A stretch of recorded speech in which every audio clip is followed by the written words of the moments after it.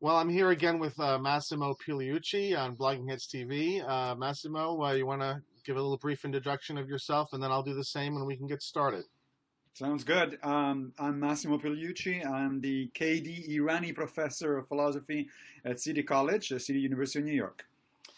And I'm Daniel Kaufman. I'm professor and program director in the philosophy department at Missouri State University.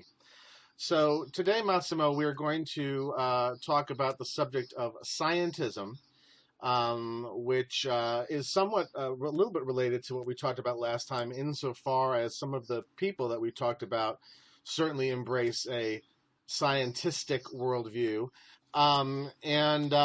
There was there's been several threads on your new webzine, Santia Salon, on the topic of scientism, one explicitly on scientism, written by John Shook. So maybe Right. we might start off with a definition. Shook in his article for you gave like a 26-part definition, but I know. I'm hoping that you could give maybe a simpler one, and then I'll weigh in on it.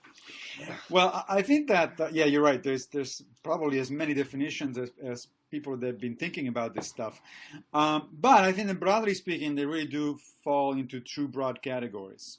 On the one hand, there are people such as myself who tend to use the word in a sort of a negative fashion, and what we mean by scientism is something on the lines of a inordinate overconfidence in the methods and results of science. And we can unpack that because there's quite a bit to unpack in there.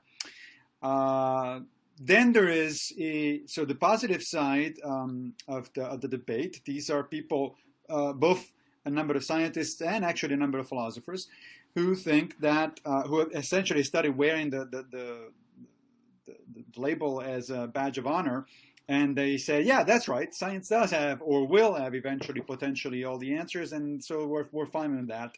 And so they don't think that there is actually a serious demarcation or an interesting demarcation of science from any other kind of intellectual activity aimed at discovery. Now that I think about it, actually, there is a third usage, and that tends to be deployed by. It's also negative, but it tends to be deployed by people who I really rather not associate myself.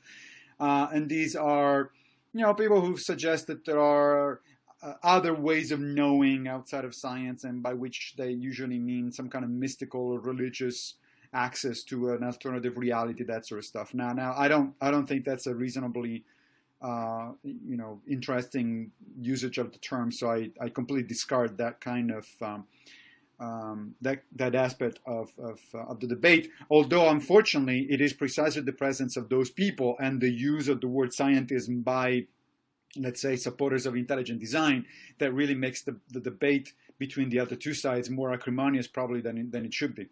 Yeah, yeah. Just for sake of ease of discourse, how do you normally refer to the people who embrace scientism?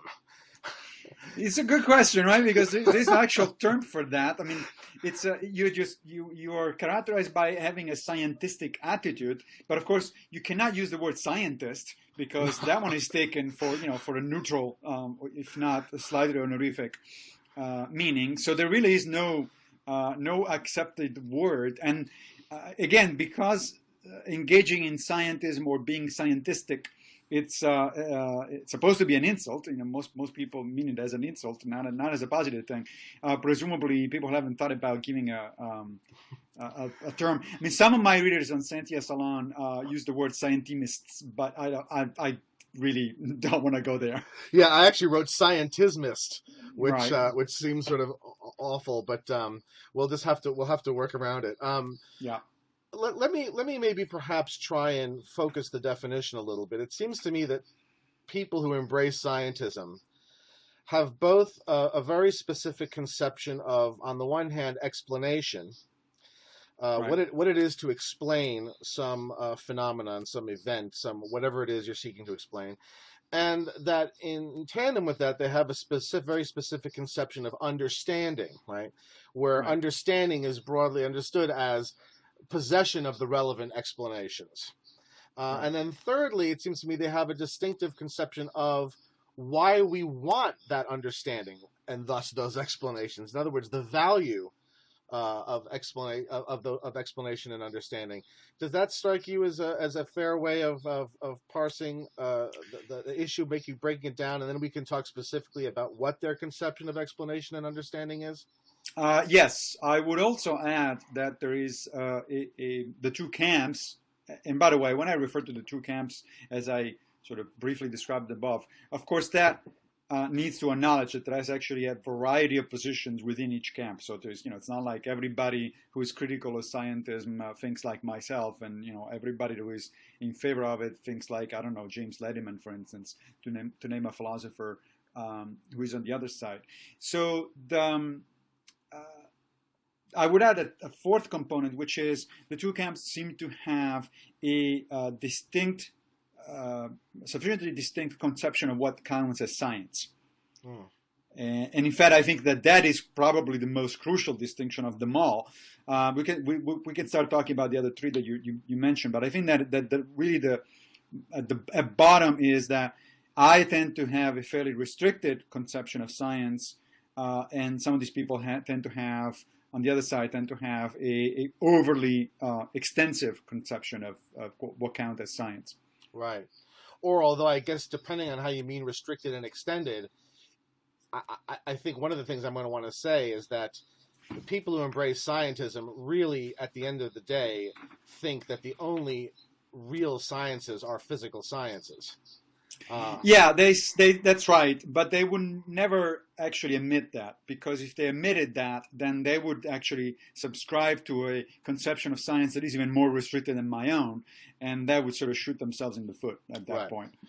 Well, let me then go ahead and offer a draft of what I would say I think the scientismists, conception of explanation and understanding is, and maybe you can either agree or disagree. It seems to me that people who embrace scientism think that to genuinely explain something, you have to either give an explanation that's explicitly in terms of physical causes, right, or if the explanation is in terms of other sorts of causes, let's say folk psychological causes, for example, that at least those must be reducible to physical causes. That is, it must be shown that what is being claimed as the cause is identifiable or equivalent to some physical cause. Would you agree with that? I think that's correct, and that goes, I think, to the bottom of to the heart of a distinction that unfortunately not enough people make, or where they make it, it's not. I don't think it's sufficiently clear, and that is between. We're talking about reductionism essentially. Can you reduce the explanation of, let's say, psychological phenomena or biological phenomena to physical ones?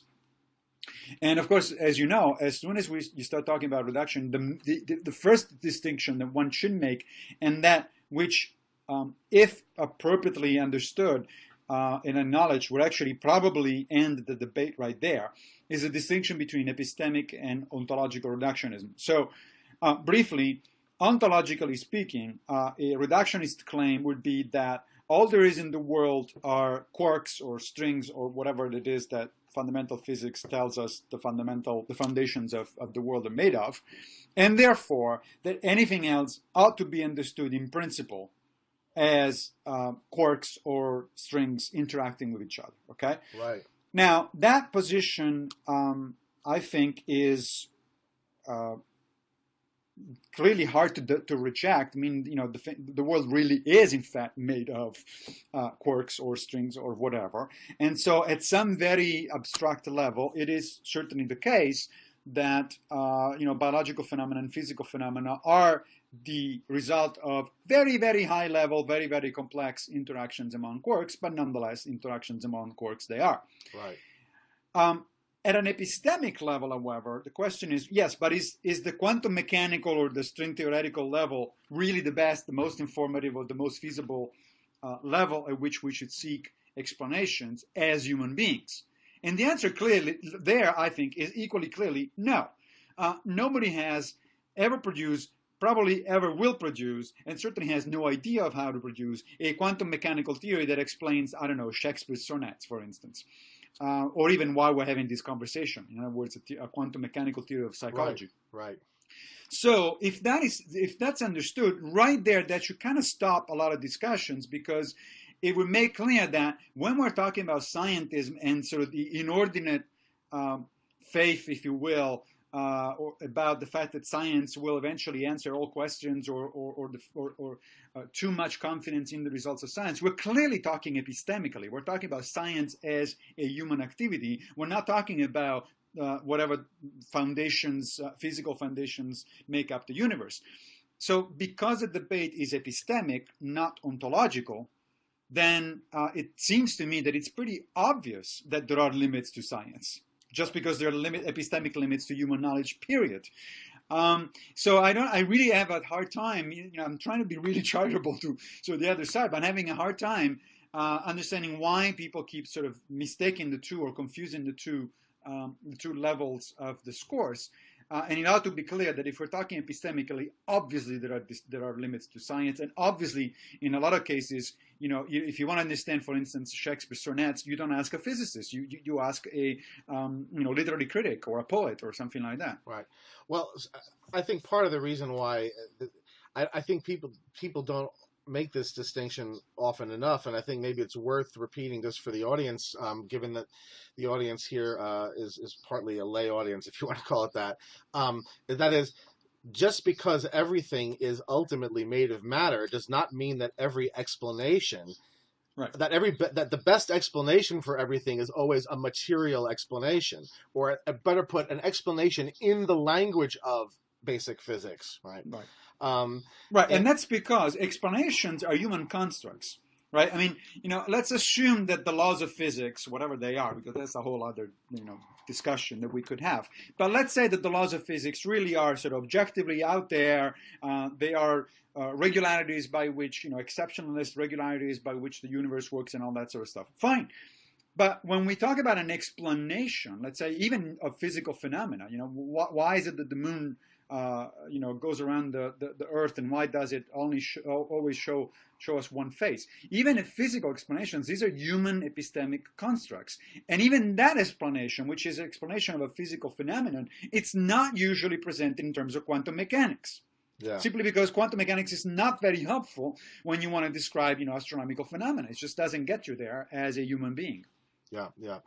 Hilary Putnam, the philosopher Hilary Putnam, has this example from a paper called Philosophy in Our Mental Life, of trying to explain why a round peg fits through the round hole but doesn't fit through the square hole. Right. Or it's the other way around, why a square peg fits through the square hole and not through the round hole. And he says you could give an elaborate quantum mechanical description of the pegs, the board, the holes, and everything else, but at the end of the day, you wouldn't have gotten as good an explanation of why the peg fits through one another than if you had simply given an account in terms of the ordinary language description of its geometry, right? Exactly. And that's sort of the way that he makes that point. And I think actually it's a point that too many philosophers and a lot of people who we're classifying as scientists don't make. Yeah, that's exactly right. And it is well understood in philosophy of science and in epistemology that there may be more than one proper level or useful level. When I say proper in this case, I mean useful level of explanation. Usually that level of explanation is to be found one or two levels of complexity below the object that needs to be explained, right? So if I sometimes not quite that easy, but for instance, if I want to understand, I don't know, genetic variation within a species, a population of biological organisms, my explanations are going to be both at the populational level. I need to understand, let's say, things like migration patterns, and so individuals moving from one place to another. And I need also a genetic level of explanation. I need to understand something about the genes of which those individuals are made, are constituted. But I don't go all the way down to not only quantum mechanics. I don't even go to molecular physics or or anything like that, because that's just not useful. That's not to say that population of organisms are not made of quarks or biomolecules. It's just that when you go that far in terms of explanatory level from the level of the phenomenon, you just don't do anything useful from the point of view, the epistemic point of view of a human being. That's right. And this issue of whether or not the explanation is useful, I think, is crucial because it begs the question of, useful for what? Right. And so I want to get to that in a minute, but let me just ask you one more thing about reductionism before we move on to that question of understanding and what it's useful for. Is there not, even though, some pressure on the idea of ontological reductionism? That is, while philosophers make a distinction between what's called a token and type physicalism. Yeah. And let's say that we all agree that some sort of... You might want to explain that. I'm about to. Oh, okay. So let's say we'd all agree that materialism is true, certainly true in the sense of a token physicalism. That is, that every individual thing that exists in the universe is ultimately made of matter, right? Right. That said, however, that does not mean that every type of thing, that every category or classification is a classification of physics. So Right. one of the a classification in physics. So one of the examples that's famously given by Jerry Fodor in his, in my opinion, crucial paper, it's called Special Sciences. Fodor says, being a currency is a category, right? Right. A currency, as in, the United States has a currency, France has a currency, Right. but that does not represent a physical kind, right? Right. There are indefinitely many physical things that can count as currencies. And so while Right. every individual currency as a token is going to be some sort of physical thing, because the only things that exist in the universe are physical things, what Right. it is to be a currency is not itself a physical category, but a category of economics, right? Exactly. So does that not, in a sense, force us at least to qualify our ontological reductionism? Yes, I think it does, absolutely. But and in fact, I would go even further. If we're talking about ontological reductionism, I would go even further. So one of the things you hear often from what I'm referring to now these days as the "it's all an illusion" crowd. The "it's all an illusion" crowd are people who claim that consciousness is an illusion, free will is an illusion, all sorts of mental phenomena are illusion, pain is an illusion, etc. They don't really exist, and they fall into a number of subcategories. They tend to be eliminativists. They tend to say, well, once we understand the physical universe as it works, you will realize that there is no such a thing as pain, consciousness, and so on and so forth. Which I think it's an extremely bizarre position, because again, first of all, it mistakes the different levels of explanation with and it mistakes ontological versus epistemic interests.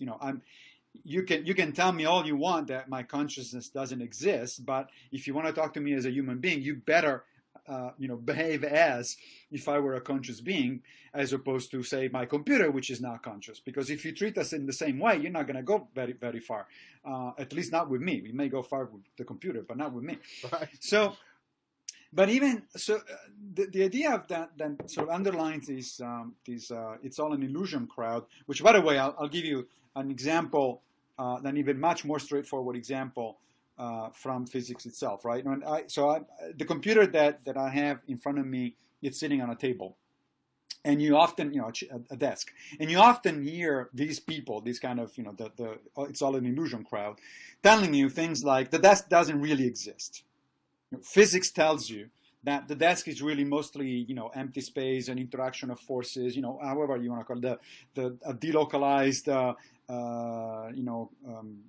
quantum function, whatever you want to call it. That is simply not true. Meaning that, yes, of course, if you go all the way down to the quantum level, the desk is actually made of quanta, whatever, right? Of quantum particles interacting with each other. Yes, but this does not negate that at the level of physical interaction that I have and that my computer sitting on this desk is having, the desk is very much real. And it's characterized by, interestingly, physical properties that are very real, such as solidity and a particular color and a particular shape and so on and so forth. And to say that all of those are illusions, I think really misses the point, even ontologically. Not just epistemically, but even ontologically misses the point. So even at the ontological level, I think that the extreme reductionist view can be pushed back. And up to a point, but in the case of the context, I would say, of the discussion about it, scientists one doesn't even need to go there, because the epistemic objection, I would think, should be sufficient to show that a scientism is in fact a problem. Yeah, no, and I only went there for the sake of completeness Yeah. because you were absolutely right to distinguish ontological from epistemic reductionism, and I just wanted to make sure that we were sort of complete and that we understood that even ontological reductionism can be too simplistically conceived. Right. And it seems to me that really what people tend to do is they tend to ignore that there is more than one level of description of something. Correct. I can describe the dollar bill in front of me at the level of its material, that is, its being paper. But I can also describe it at the level of its being currency. And all the things about it that have to do with its being paper are really irrelevant to the discussion of it as currency, and as currency, it's really described in sort of in terms of a series of roles, right? And functions. And so I think it is valuable, though, to understand the kind of oversimplification that people who embrace scientism engage in. It's not just this mistaken understanding of explanation, but also I think it's an oversimplistic conception of ontology. Right. Not only that, but since we're talking about it, and your comment made me think about one more qualification. It could be made at the ontological level again. So the same, it's all an illusion crowd. It's also is also very much enamored by fundamental explanations, right? I mean, they're always going to want to go down to the bottom level, whatever that is. And of course, if you're a biologist, the bottom level happens to be the genes. If you're a chemist, the bottom level are chemical elements, and if you're a physicist, the bottom level is string theory, whatever.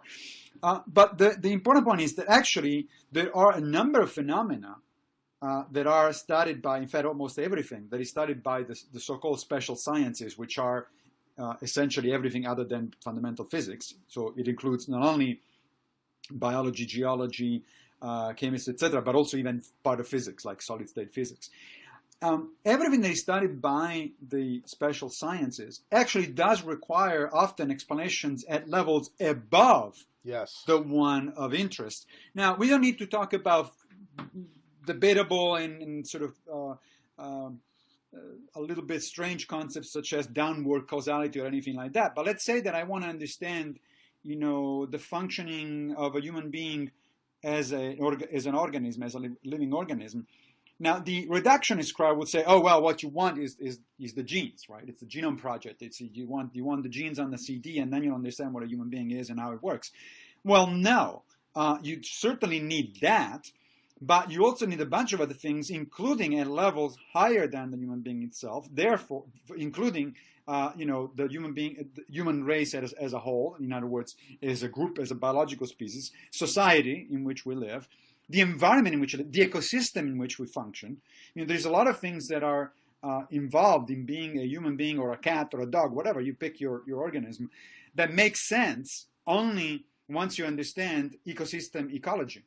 And ecosystem ecology is a level of explanation much higher than the organism, not lower. Yeah. So if you only go lower, you're really missing a big part of the picture. Now, of course, the preemptive strike there by the reductionist crowd is, well, but even the environment and societies are made of quarks. Sure, but you're not going to understand them if you think in terms of quarks. Right.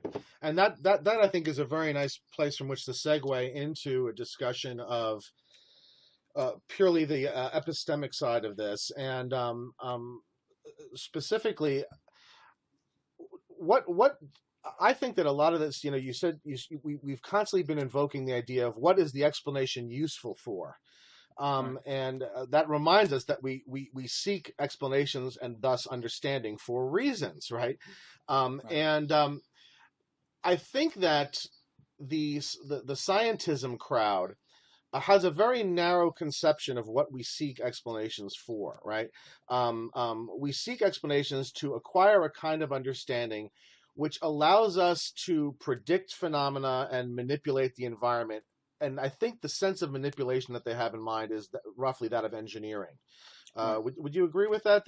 That's basically their conception of the value of explanations, of why we seek out explanations? I think that's about correct. Yes. Of course, you would have to ask people on that side, but yeah, that's my impression as well. Yeah.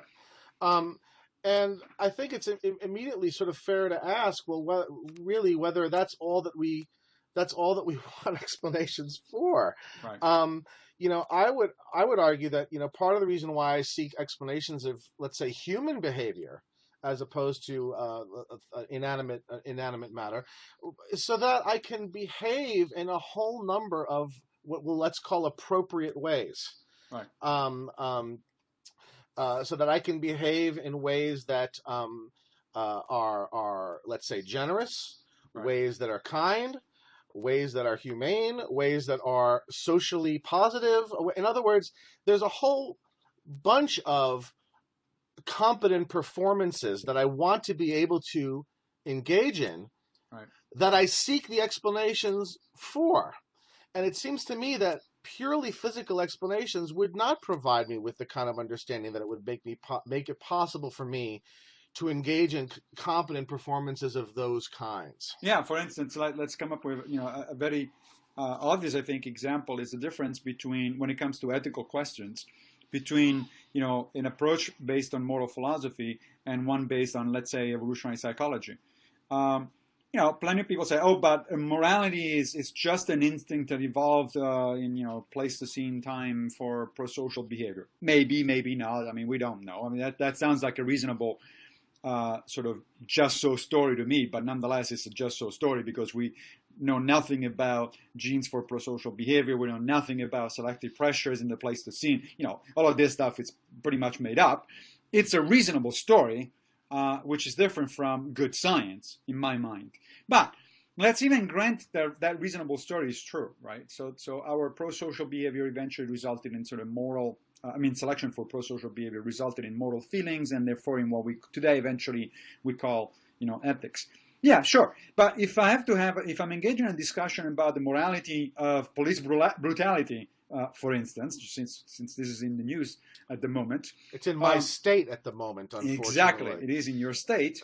So if that is the question, so how should the police behave in a democratic state, and how should we respond to police abuse? Evolutionary biology tells you nothing, precisely nothing about it. Zero. You can stare at Darwin's portrait all you want.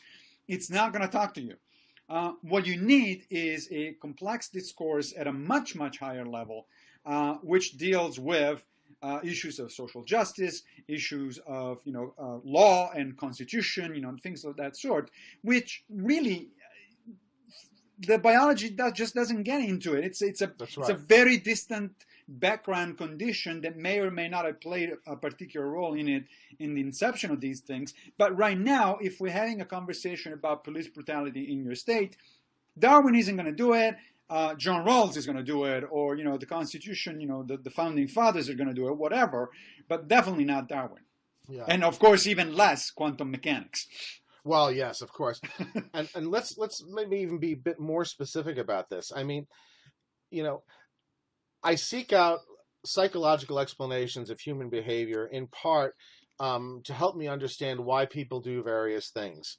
And part of the reason I want to know why people do various things is so that I can, in a sense, react appropriately to these sorts of situations like the one you described with police brutality. It seems to me that it's relevant to me to know what beliefs the officers have in their minds while they're doing this stuff, what desires they're acting on while they're doing this stuff, what the beliefs and desires are of the people who are commanding them, as well as what are the beliefs and desires of the people that they're beating the crap out of, right? But it doesn't seem to me like it would be relevant at all to know what neurophysiological state they're in. Right. I mean, there certainly are in a particular neurophysiological state, no question about it. But so what? Right. Now, the right level of analysis there is psychology and sociology, the so-called social sciences, but certainly not neurobiology. I mean, that doesn't mean that it's not interesting to take a policeman in riot gears and put him into a MRI scanner and figure out how his brain is working. Yeah, that might be an interesting scientific question, but the fact that his brain is in a particular state rather than another, it's a truism. Of course it's going to be in a particular state rather than another. Right. And that tells me very little about how to deal with that policeman or why that policeman got to react in the way he has. Yeah. Yeah, and I think that this goes to the question of what we want the explanations and therefore the relevant understanding for. I thought of this example of a friend, a dear friend in distress, and so I want to know why he's in distress. And the reason I want to know why he's in distress is because I want to be there for him. I want to help him. I want to support him and all those sorts of things. That is, I want to be able to engage in certain kinds of performances that I think that we would roughly characterize as decent, kind, virtuous, etc. Right. And given that that's my aim, the reason why I want the explanation and the understanding in the first place, knowing that his wife has just left him, knowing that he comes from a family of divorce and so he feels a double sense of failure, knowing that he's worried about his children, these would all be things that if I knew them, it would help me to react in a way to him that would be supportive, humane, etc. Right. Knowing what neurophysiological state he's in would not help me in that way at all. In other words, it would not help me react appropriately in the sense of appropriateness that I want. That's the reason why I sought the explanation in the first place. Now, that does not mean that there's no purpose served by a neurophysiological explanation. Of course. So, for example, if I'm his psychiatrist, and there's some issue of prescribing him some antidepressants or other medications, I may want to know his neurophysiological state because that's relevant to that sort of competent performance. Correct. And I guess what I think that some of the scientismists don't recognize is that there's more than one kind of competent performance that we seek to accomplish, and that not all of them are served by scientific understanding, or at least by physical scientific understanding. Right. I think that to some degree, this comes down to a difference between people who want what I would call a monistic explanation of things, monistic explanatory approach. That is, they want to understand everything in terms of one thing. The classical theory of everything in fundamental physics, as opposed to people, I guess, such as myself and from what I hear, you, who are perfectly comfortable with a plurality of explanatory levels, and they pick and choose. We think of explanations as based on a toolbox, on a varied toolbox, and we pick and choose whatever set of tools it seems to be more appropriate or more informative for whatever the question at hand is. And the relationship between the different tools in the box is often indirect and sometimes incomplete. I mean, sometimes the language that's used to describe this in our business is that these sciences are to some degree autonomous, as opposed to the view that of the unity of the sciences. It's called the unity of the sciences thesis. And I'm wondering, just for a moment or two, to speculate. What is the genealogy of this? In other words, I understand when logical positivism was the sort of primary paradigm in philosophy of science, why people held on to these unity of the sciences, as you call monistic, a preference for monistic explanations. But why today do you think there are still so many people that seem to want monistic explanations?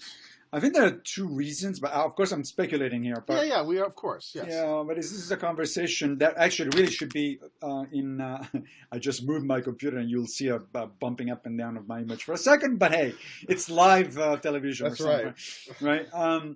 So I'm going to speculate a little bit, and I'd say that there are two causes. One is sort of a more proximate one, and the other one is a little more general. On the one hand, I think that a lot of these people are simply, quite frankly, not very familiar with philosophy of science as it has evolved after logical positivism.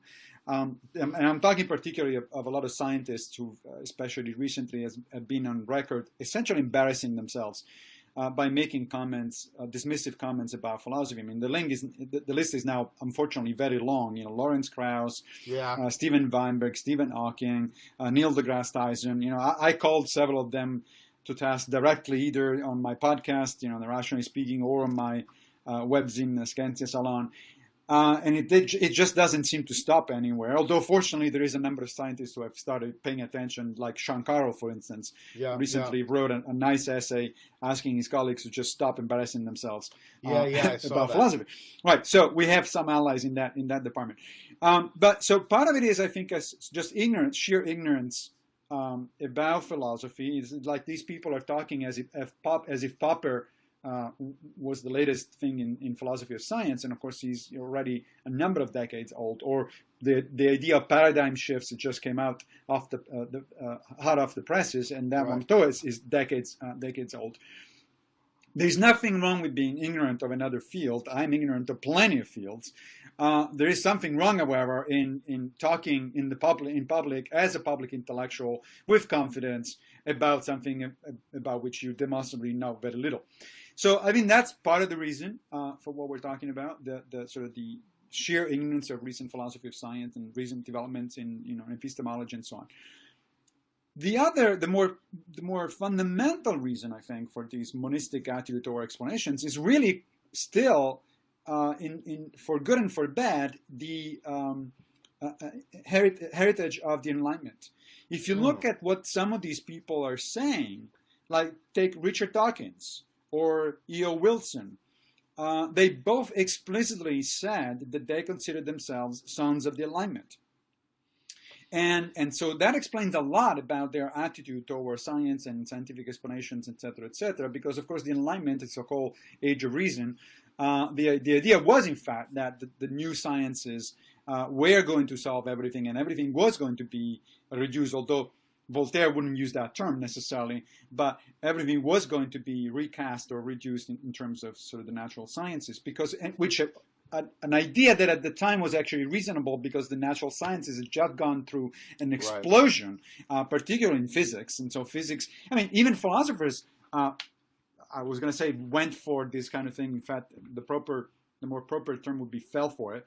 Both David Hume, who is my absolute philosopher, favorite philosopher of all time, and Kant, both of them trying to recast all of philosophy and even moral philosophy in the light as a model, in the model of Newtonian mechanics. Right, that's right.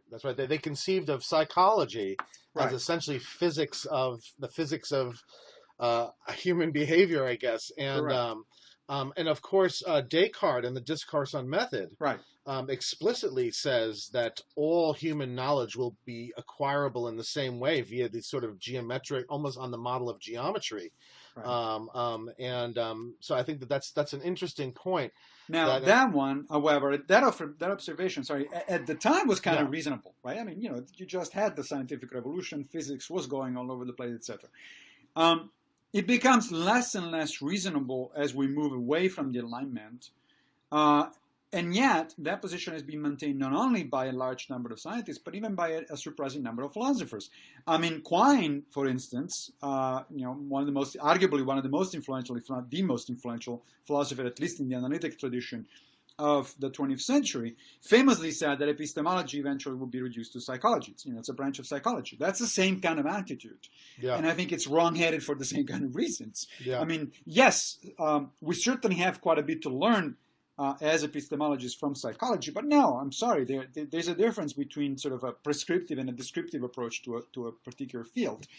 And so if Quine could keep on with that sort of attitude in the 1950s and 60s, although he kind of moderated that later on in his career, then it's no surprise that contemporary scientists who are much less savvy about philosophy than he was, still maintain that sort of attitude. So when Dawkins and Wilson tell me, I consider myself a son of the Enlightenment, I have to say my response is something on the lines of, so did I when I was 18, and then I learned better. It's a little more complicated than that. Sure, the Enlightenment still, as a matter of sort of the general idea and the general principles, are still an interesting model to look at, and it certainly beats the crap out of a lot of other models that human beings have explored over the millennia. But no, it's not quite that simple. I mean, Hume's fork the idea that there is only either mathematical propositions or scientific findings, and everything else, any book that talks about anything else ought, as he famously said, to be burnt into the flames. At the time, in Hume's time, that proposition made sense and actually was revolutionary in philosophy, and it did help clearing up a lot of the fog that was still the result of the scholastic philosophy of the Middle Ages. Yeah. But not today. We're in the 21st century. We really ought to know better than that. And incidentally, as I often point out to my students, even though I love Hume to death, if we actually had to practice what he was preaching, we should burn Hume's inquiry into nature, into human understanding, because it contains neither mathematics nor empirical facts. So, there you go. So, yeah. Actually, though, just very quickly, I do wonder whether the Enlightenment conception of explanation was entirely an improvement over that of the past. I think under a certain reading, Aristotle's account of explanation in terms of four distinct types of causes can be interpreted in a way that's commensurate with contemporary materialism, and more treats the four causes as the different ways and levels of description of an object or an event that we might make, that allows us to offer explanations that answer very different types of questions. What we were talking about. What do we want the explanation for? What do we want the understanding for? Do I want the understanding so that I can give this guy a drug that will make him feel better? Or do I want this understanding so that I can be a good friend to him? That each of those aims would require addressing the causes of his behavior at a very different level of description. I think Aristotle actually provides us with at least a rough framework in which to do something like that. Whereas by the time you get to the Enlightenment, causation becomes simply means. The material and the efficient cause, right? That's it. Well, I'm sure that our audience will notice that we're wearing different clothes all of a sudden, and that's because we had technical difficulties about 3/4 of the way through our discussion, and we had to stop it and take it up again the next day. And so, like all good Americans, we change our clothes every day. Wait. I thought we were going to make up a story about time travel and all that, much more interesting. Okay, fine. I'm sorry.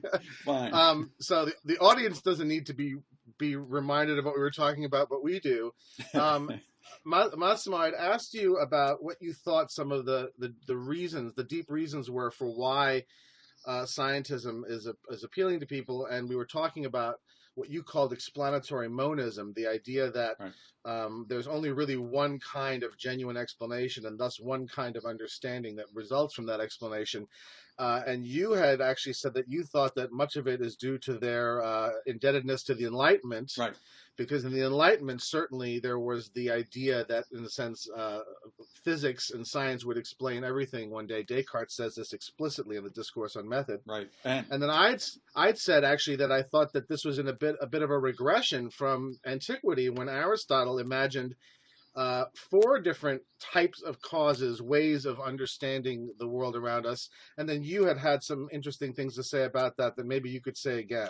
Well, so first of all, you do realize we're beginning to sound like two old men, the good old times of Aristotle, right. Before the Lawrence Enlightenment Krauss came in and ruined things, yes. Now, so... Yeah, I think you're right. Aristotle did have a more comprehensive, more pluralistic, as I like to put it, view of causality, and particularly of understanding. Of why is it we ask certain kinds of questions, because that's what really it boils down to. And as we said before, the current attitude of people who I would consider engage in scientific activities or notions, is that they really do want to Enlightenment like to boil down everything to one bottom level of analysis, which I think is questionable on ontological grounds, and certainly not doesn't work well at all on epistemic grounds. So, yes, Aristotle. Indeed, a few years ago, I published a paper in a technical journal in biology, arguing that the Aristotelian framework can actually be updated and used in some of the special sciences, especially in biology, Because in fact it is more comprehensive, it does address these different levels of explanation that which, for instance, different biological disciplines are concerned themselves. So if you want to know something about mechanisms at a bottom level, you go for genetic and molecular biology. But if you're interested in sort of more higher level explanations of how organisms work, you go for developmental biology. But you also go for things like what Aristotle would have called, would have thought of in terms of sort of theonomic, final causes. Final causes that ironically be excluded from science by, by the Enlightenment and post-Enlightenment philosophers, who thought that asking why is just not a meaningful question in scientific terms. But they were in fact reintroduced by Darwin. Because when we say, why is it that the human eye exists and works in a certain way, that question is perfectly meaningful. It doesn't involve an intelligent designer who, with purpose, but it does involve a purpose, and it's a purpose of, which has been favored by natural selection. It's a mindless purpose, if you like, but it's a final cause nonetheless. I mean, it is perfectly sensible to make a distinction when you ask, why is the human eye this way, to make a distinction between what is it made of, with the specific kinds of materials, how it is assembled, the specific way in which it is put together or develops, and also why it exists to begin with. What is its function? What is it for? Which is a classic Aristotelian question. What is this thing for? And is it not the case that we also have talked quite a bit about reductionism? Is it not the case that one of the problems with reducing biology to physics is precisely that the notion of purpose is ineliminable from biological discourse and is not reproducible in the language of physics? That's right. That's exactly right. In fact, that doesn't go just for biology; it goes for all the social sciences. You can't talk about psychology or sociology or economics without talking about purpose. And purpose does disappear at the quantum level. Now, you can say, therefore, you can sort of bite the bullet one way and say, well, therefore, purpose is really an illusion, what I refer to as the it's all an illusion crowd. And, Right. and be done with that and say, well, there is no such thing as purpose. It's all quirks or strings. You could go that way, but it really is an impoverished view of explanations. I think you're missing a lot if you go that way. Yeah, and you don't get the kind of understanding that you want if we focus on the fact that we want explanations to provide understanding that then enables us to do various things. Right. That level of explanation is, as we discussed already, is not going to provide you with the kind of understanding that you need in order to do a lot of the things that we want to do. You also said you wanted to talk a little bit more about the scientismists' overestimation of science, or its expansive view of science. Yeah, I really do think that's one of the crucial issues in this discussion. And let me try to explain the way I see it. So, people who engage in scientism, like Alex Rosenberg among philosophers, or Jerry Coyne or Lawrence Krauss among biologists and physicists, just to pick on some examples, they will advance an argument like, there's nothing special about any other way of knowing, like, let's say, or any other approach to things, like, say, like philosophy or mathematics or anything. It's all based on the empirically based application of human reasoning.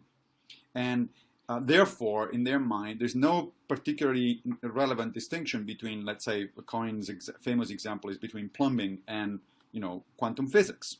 It's just that quantum physics is much more complicated and much more cutting edge than plumbing, but otherwise they're both empirically based, hypothesis testing kind of observations where human beings engage in sort of certain kinds of reasoning.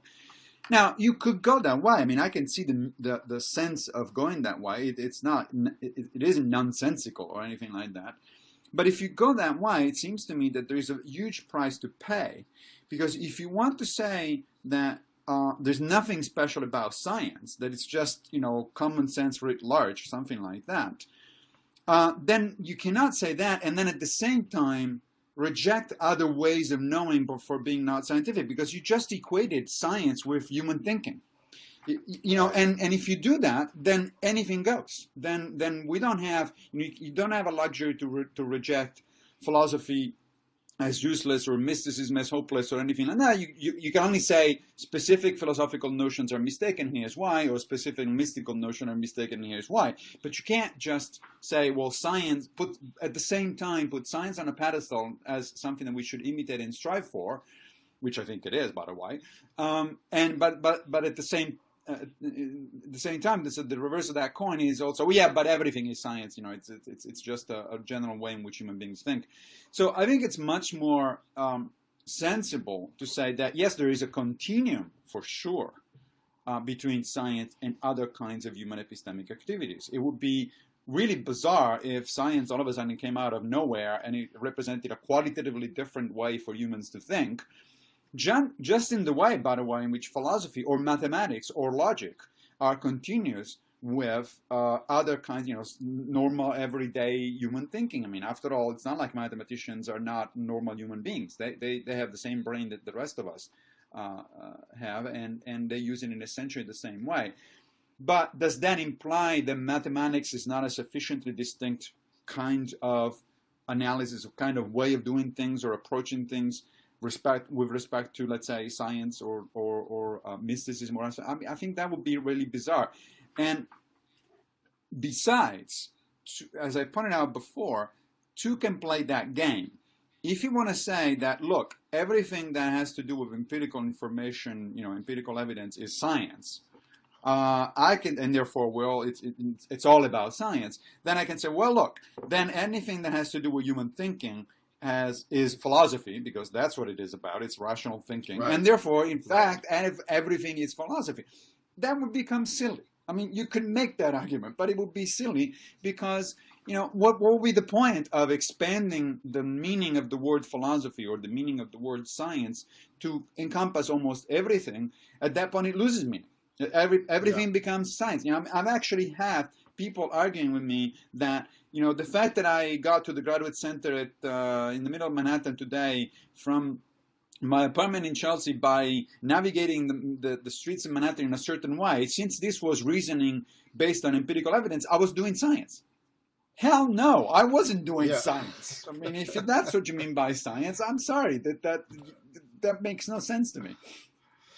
Right, and you run the risk of losing all the distinctions that make the various give the various sciences the significance that they have, and I think that this goes more than just simply beyond when these people are talking in their more casual moments. I think as was discussed maybe in an article on Scientia Salon or in one of the interviews I watched with you, there are now physicists who are arguing that science should not even that we shouldn't even require that science be empirical. Right. That's right. That science that I think it's string theory. Yeah.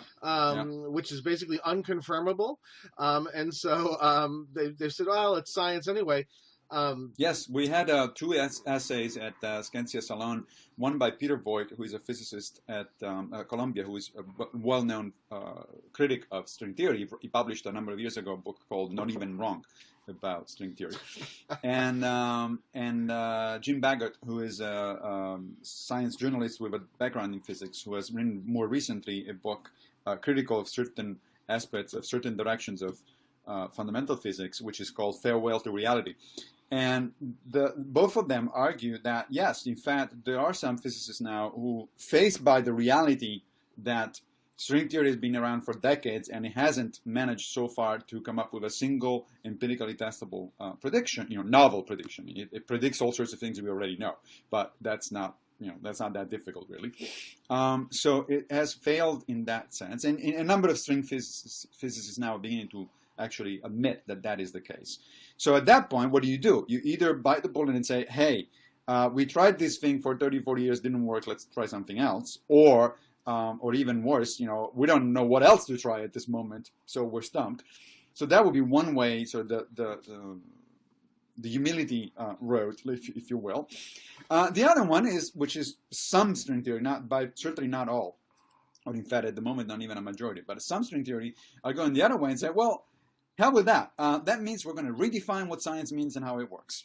We are gonna enter into a post-empirical period of science, where theories are going to be tested by mathematical beauty and internal coherence, as opposed to, instead of, sort of making contact with the empirical world. And like say, wait a minute, hold up. First of all, we have already a name for that kind of activity. It's called metaphysics.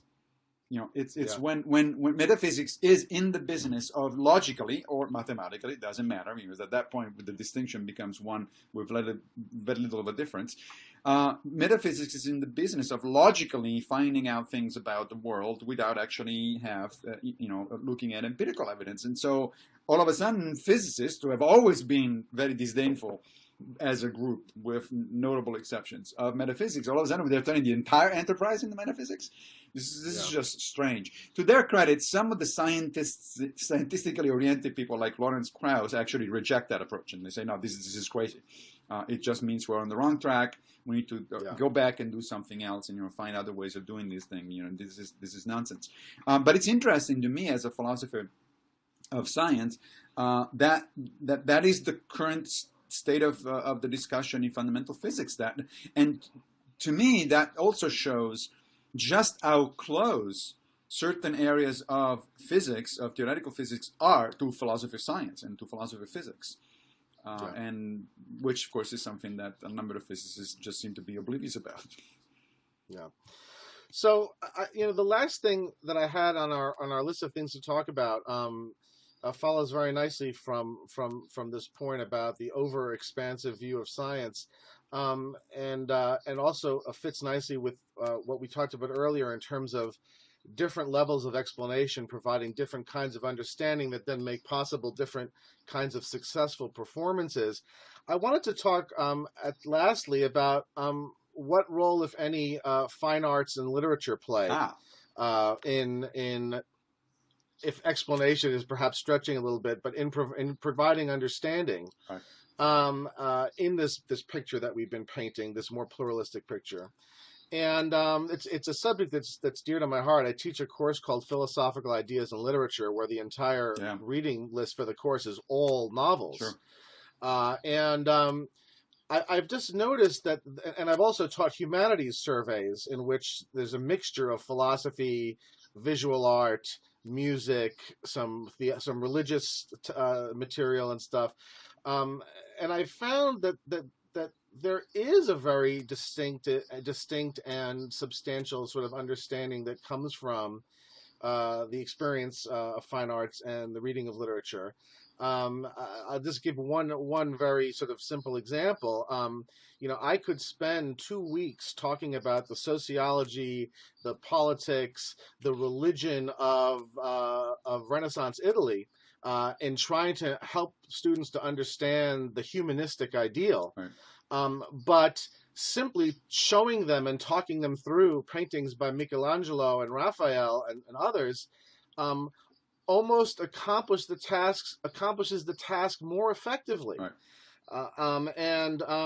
I think one of the more interesting and difficult things is to sort of try and sort through how that's accomplished. Right. Gilbert Ryle had a famous essay on Jane Austen, where he talks about the ways in which Jane Austen, in this sense, helps us to understand ethics better through literature. He referred to it as the wine tasting method. And I think that probably this sort of maps onto his distinction that he makes between knowing how and knowing that. Right.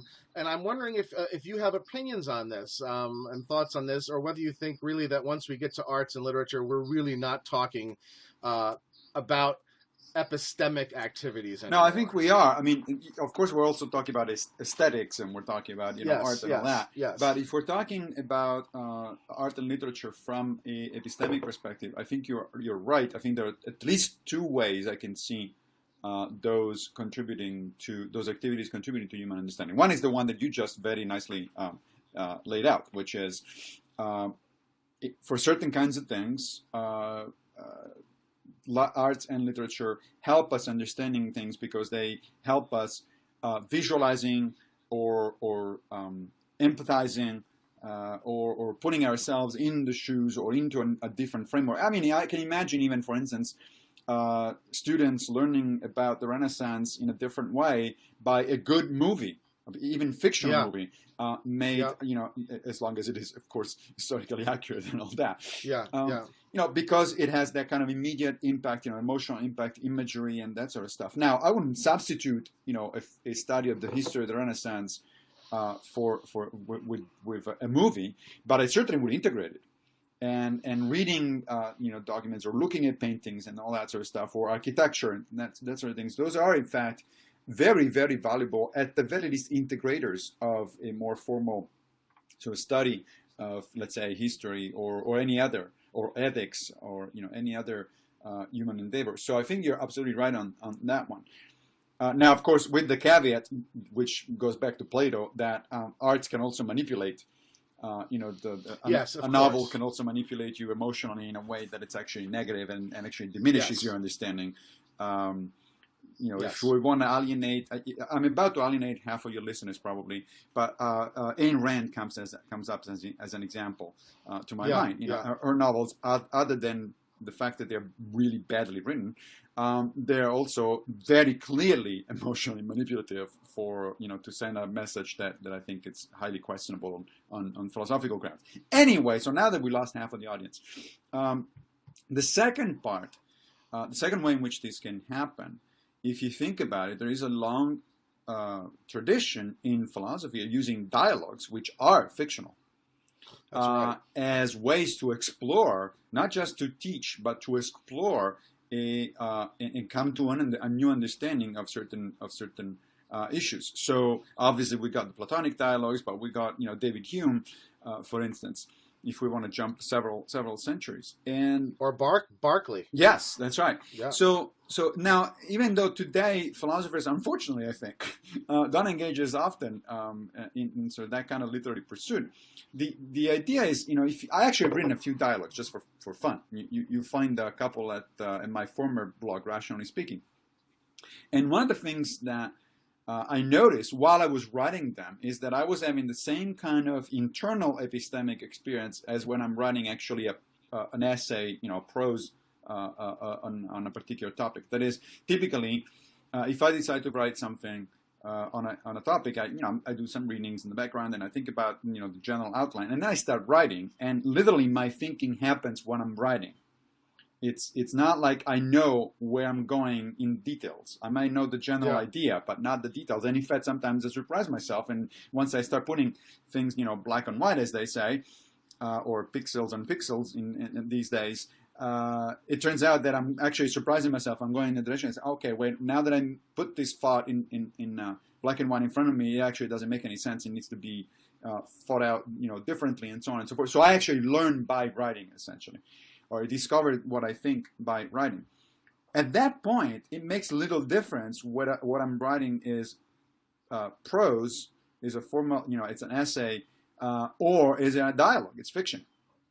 Yeah. Because either way, I don't know where I'm going necessarily, and I'm discovering things, therefore I'm coming up with hopefully original thoughts, or at least thoughts that are original to me. And therefore, I'm actually discovering. It is an epistemic activity. It's not just a question of helping others understand what I think. It's a question of helping myself understand what I think, or developing what I think. So absolutely, I think that the arts and humanities are part of that sort of general idea of scientia, which is, as you know, the name of my new webzine venture.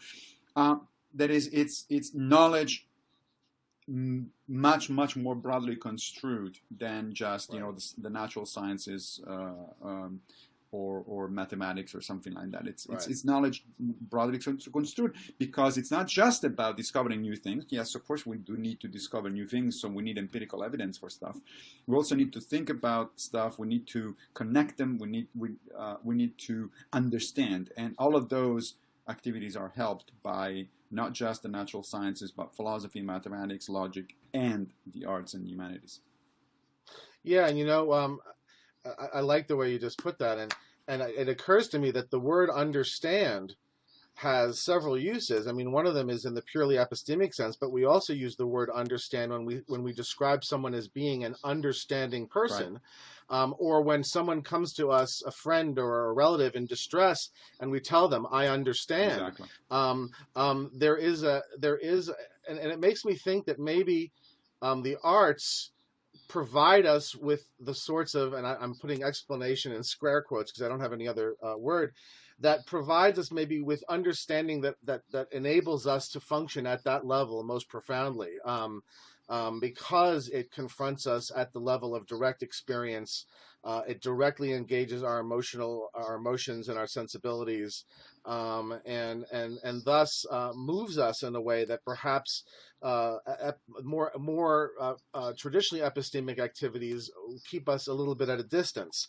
I noticed that, for example, a novel or a really well-made film or music can almost get me to appreciate the urgency of something. Right. In a way that a more dispassionate engagement with the subject matter. Certainly, if I read the literature of totalitarianism, if I read Orwell or if I read Huxley, I'm much more impressed with the urgency of not allowing society to become this way. That's right. Than if I merely learn about it from a dispassionate perspective. That's right. Well, I can give a personal example. So some time ago, I moved from being an omnivore who was rather little concerned in terms of diet, very little concerned with, or rather little concerned with sort of the ethics of food, to what I call now a ethical omnivory. That is, I actually very much concerned where my food comes from, and whether, you know, I still eat animals, but only if I can be reasonably assured that they did not suffer and had a good life, etc., etc. Otherwise, I revert to actually, for all effective purposes, functional vegetarianism. Now, the reason this happened is the following: for a number of years, I've been talking to colleagues and friends who were vegetarians, and were talking to me. You know, we were exploring the ethical reasons, environmental reasons, and all that. And I would readily grant that their points were absolutely correct. I mean, there was no defense against the ethical and environmental points in favor of vegetarianism, and yet I couldn't bring myself to become a vegetarian. Right. And so at some point, this obviously this generated some kind of increasing degree of cognitive dissonance, because come on, I'm a philosopher. I realize that somebody is right. I tell them that they're right. So why the hell can I not act accordingly, right? Yeah, yeah. And at some point, I forced myself to watch one of a number of documentaries on actually how animals are actually treated. In other words, I exposed myself on purpose to the emotional manipulation, because it is emotional manipulation. This reason, you know, it's for a good cause, but it is emotional manipulation. And that's what I actually made the jump. At that point, after seeing the documentary, I said, okay, now my emotions are in sync with my reasoning. And now I can actually, I can master the willpower to actually pay attention to these things in practice, which I've done now for a number of years, and I never looked back. So that, to me, you know, it's a good example. I mean, it's a personal example, but it's a good example of how understanding has a number of different aspects to it, and you can definitely understand something at a sort of abstract, rational level, and yet not really understanding in the sense of making it part of who you are, and that's a major component of what we should mean by understanding. Yeah, and to go back to Hume, and this is the last thing I'll sort of say on this, is that you know, Hume famously always said that morals couldn't be a matter of reason, because reason doesn't move us, only sentiment moves us, and perhaps the arts, more than any other endeavor that we engage in, have the capacity to directly engage us at the level of sensibility, and thus to move us when the mere possession of the knowledge would not have been enough. And your example is really fantastic, and the same sort of thing could have been played by a novel, by something like Watership Down, or by Charlotte's Web, or where you know, you're desperately sad that you're thinking Wilbur's going to get slaughtered and eaten, so I think that's a really nice way of putting how this works. That said, with the caveat, of course, that you still want your brain to be, you know, engaged at also at sort of the rational level, because otherwise you open yourself to be manipulated. Again, Plato there was probably, in fact, not probably, was certainly wrong in sort of excluding, fiction and poetry. I think it was from his ideal republic. But he did have a good point that you need to be on guard because it is Yes. easy, unfortunately, to be manipulated emotionally. And so it's about, and any neurobiologist, cognitive scientist like Antonio Damasio, for instance, today will tell you that a functional human being is in fact a balance of emotional and rational decision making. If you become too emotional, then you're manipulated, you become unstable, you're non-functional. But if you become too rational, if you give too much weight to the rational side, then you become a sociopath. Yeah. And what we're really, I think, what the thread has been throughout our conversation is making the case for a pluralism, and not, we're against sort of a scientific monism in our endeavors to understand the world, but we'd also, of course, be against some kind of romanticism, Exactly. which would itself be another kind of monism that would be equally impoverished in terms of our dealing with the world. Precisely. Well, Massimo, this was really terrific. I really enjoyed this, and I hope the audience gets a lot out of it. And we seem to make it through despite our technical issues. And we managed to show more than one element from our Well, workbook. So right. And I'll get as many links to the things we talked about up as possible. Obviously, people should go over and check out Santa Salon, where a lot of these issues are being discussed in articles that you post and in the comments threads afterwards. And I hope to see you again soon. Absolutely, it was a pleasure. Thanks, Massimo.